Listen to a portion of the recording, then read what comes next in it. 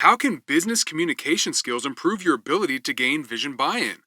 In this video, I will share with you a short story about a historically great leader and how he was able to gain buy-in for his vision from his constituents. I will also give you 4 business communication tips you can use to increase your vision buy-in. Here we go. I have focused quite a bit on business communication lately, and that is for good reason. It is one of the 7 essential qualities of an influential person. Out of the 7 essential qualities, they are not all equal. I would put communication and success at the top of the 7. If you can increase your ability to communicate and you can deliver consistent results in the goals you have set for yourself, leaving a track record of success, your influence will skyrocket, and that's what this channel is all about. Here's a great quote.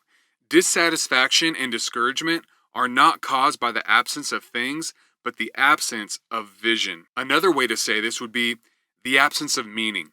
As a leader, you not only need a vision for your own life, you need to have a vision beyond yourself that will require others to join in and help. I'm going to read an excerpt from John Maxwell's best-selling book, The 21 Laws of Leadership. Now, this is a foundational book, and if you haven't read it yet, I would highly recommend it. As a certified John Maxwell coach, I train my clients' leadership teams in this book's 21 principles. In the chapter on vision buy-in, John writes, "Today, people take for granted that Gandhi was a great leader.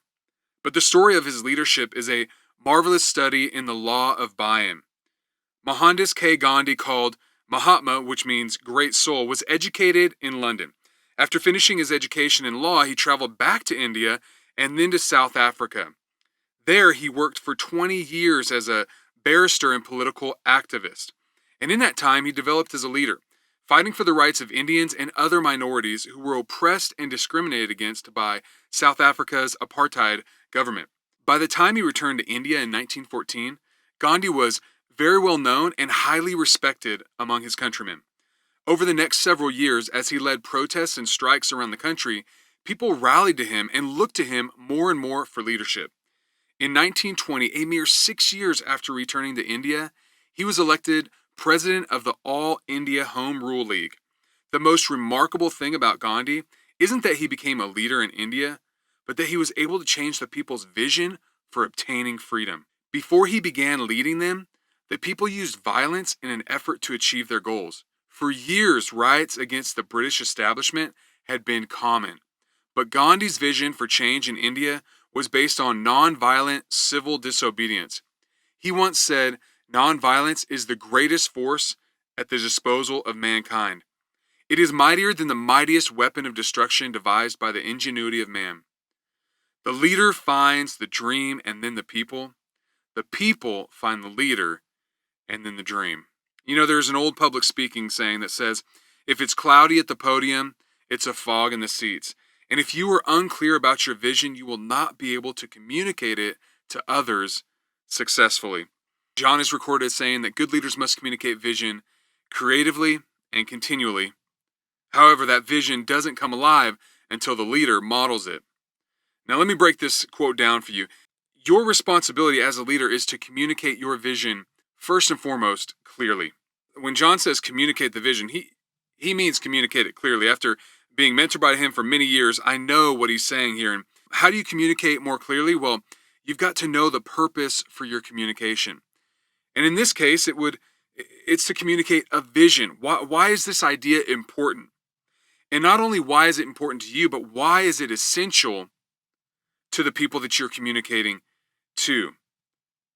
You have to be able to answer the question, why is this vision critical for the people that I'm communicating with? Once you know why you're communicating, then you need to say it as simply as possible. Like I said earlier, if it's foggy in the C-suite, it'll be a cloud in your organization. So first and foremost, you must communicate your vision clearly.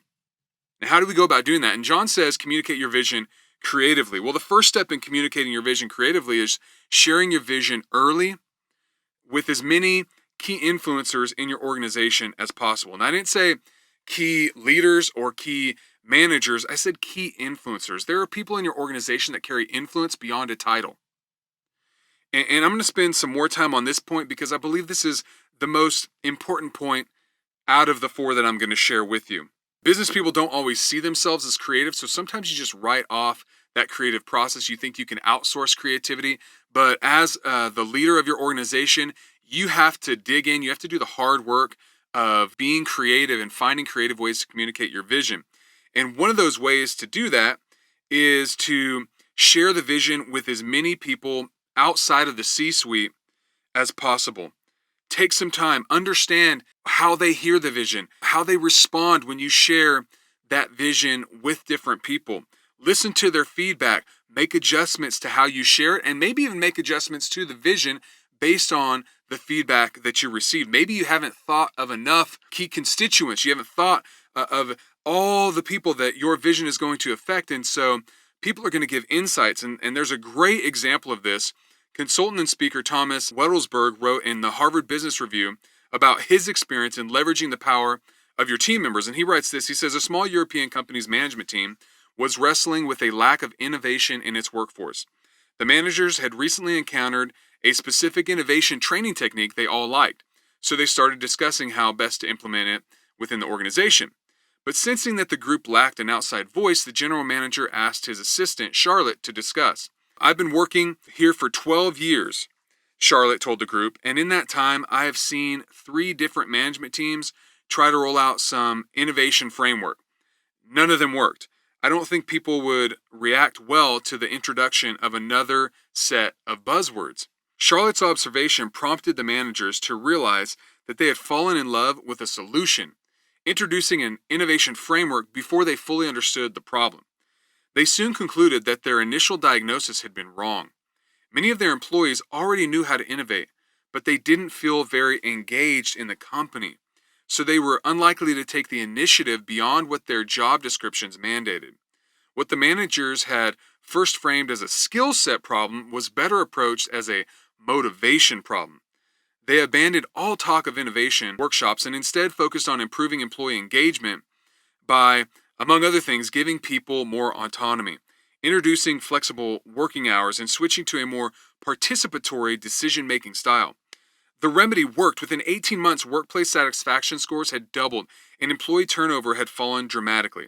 And as people started bringing their creative abilities to bear at work, financial results improved markedly. 4 years later, the company won an award for being the country's best place to work. And when you're choosing people to share that vision with, choose someone who will speak freely. By virtue of her long tenure and her closeness to the general manager, Charlotte felt free to challenge the management team while remaining committed to its objectives. Now, what you want to do is you want to expect input but not solutions. Crucially, Charlotte did not try to provide the group with a solution. Instead, her observation made the managers rethink their problem. This pattern is typical. By definition, outsiders are not experts on the situation and thus will rarely solve the problem. That's not their function. They are there to stimulate the problem owners to think differently. So when you bring them in, ask them specifically to challenge the group's thinking and prime the problem owners to listen and look for input rather than answers. That's a fantastic example of the type of people you can find in your organization that can give you candid, fantastic feedback that will challenge your thinking about your vision and enable you to get greater buy-in. The most creative way to communicate your vision is to allow others that get it to help you. Some of those people that you share the vision with are going to get very excited about the vision, and a few will have some previous experience with a component of your vision. And if you can get them to tell a story of how the new direction you are leading the organization in will bring about desired results, you are set. So you want to find those outside voices. You want to listen to them, and maybe you might find someone in the organization that has a story they could share that will bolster your point and create more buy-in. Okay, so that's creativity. Tip number 3, communicate your vision continually. The best advice I've ever heard about vision is that when you are sick of sharing your organization's vision, they are just starting to get it. Now, that's not because the people in the organization are too dull to get it. It's not their primary job to think about the organization's vision and direction all the time. That's your job. Their role is to oversee whatever task or people they are instructed to do in their job description, right? So they have to do their job description. Your job description is vision and direction, and don't expect them to grab hold of your vision and direction, right away, your values, all those points that you want them to memorize. They are trying to do their job, so give them some grace and make sure you're sharing that vision continually. If the people have not grasped the vision yet, it may be because you failed in step number 1 to share the vision clearly, or maybe you failed in step number 2 and you haven't shared it creatively, or maybe you've done both those and what you're lacking is time and repetition. Give it the time and repetition to sink in. And then once you've done that, tip number 4 is vital to this entire process. If you don't do tip number 4, all the other tips are for naught. And that's this: communicate your vision through your actions. We are visual people, and as much as we wish our kids would do as we say, not as we do, they won't, right?